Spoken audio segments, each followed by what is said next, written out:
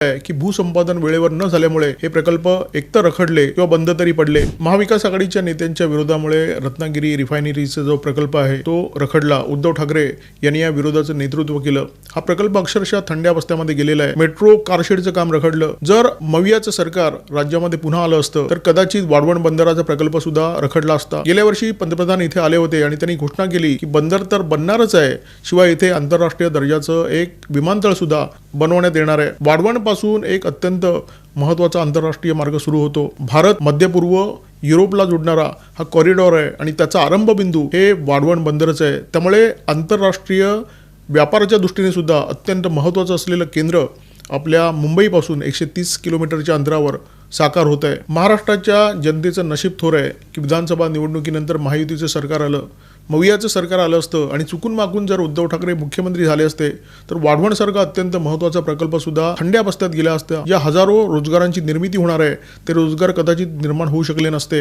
आणि आंतरराष्ट्रीय दर्जाचा एक अत्यंत महत्त्वाचा प्रकल्प बंद पडला असता।